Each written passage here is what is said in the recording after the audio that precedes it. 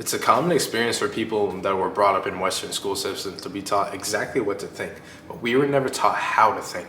If you ask somebody why they believe in something or why they choose to follow a certain group of people, half the time they won't even be able to tell you why. Many times in recent history, this just comes from the fact that we only see one side of the story, and that one side is amplified to a level and everything else is downplayed.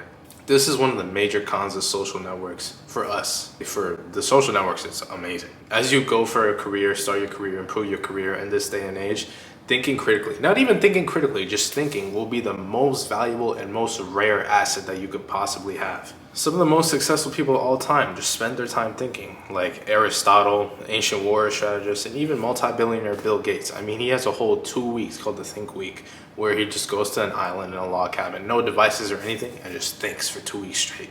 Another reason we don't think is because in today's society, all we do is consume. When you go to work, you do your work, you consume.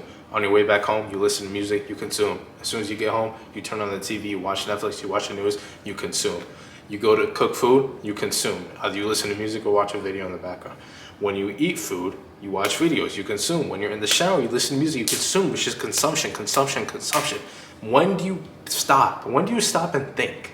Ask yourself this question right now. When was the last time you sat down without anything just to think? You don't even know when that was or if that has happened at all, then keep watching this video. One of the reasons we don't know how to think is because of social proof. I'll explain what social proof is from an example that I had back in 6th grade. We had to take a practice test, and then in a group of 4 after, we had to compare our answers and try to come up with the right one. So for the first one, these weren't actually the selections. I don't remember the selections. It's just for sake of example. For number 1, I had choice A.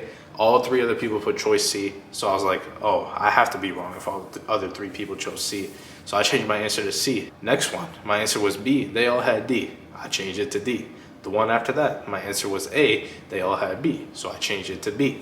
Guess what? I was right originally the whole entire time about each selection, and they were wrong about every single one. I would have gotten every single answer right if I wasn't listening to the social proof. If there was no group, I would have gotten every single answer right. Now, social proof has been beneficial to human nature because think about it. If you were in ancient tribal times, like living in the Sahara or the desert or something, and your whole tribe just starts sprinting, you don't stop to think, hey, why are we running? No, you bolt with them too, otherwise you might not live. I'm sure there's ones that didn't bolt, and well, you know, natural selection. The thing is that when you ran with your tribe, you didn't think about it because it was for your survival.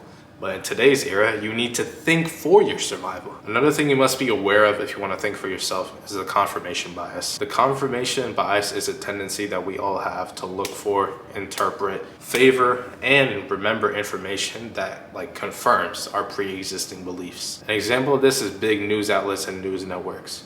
Some news outlets present news that is favorable to Democrats or to Republicans, the left or the right, the liberal, conservative. You know how it goes. This confirmation bias makes them so successful. For example, a news network that leads conservative might only promote stories that line up with conservative views and completely ignore or completely downplay. And by completely ignoring stories that align with liberal views. This is exactly not how they attract new viewers, but this is how they retain all of their viewers, and this is how they make their money. The way they make their money is exploitation of your attention, exploitation of your thoughts, of your conscience. Because of this exploitation, and it's not just news outlets that do this, it's everyone. Because of this exploitation, you were never taught how to think, you were only taught what to think. Like I said, knowing how to think will be one of the most valuable things in our era, and you need to learn it quickly. You'll see a lot of things for what they really are. On a final note, just keep your emotions out of it, man.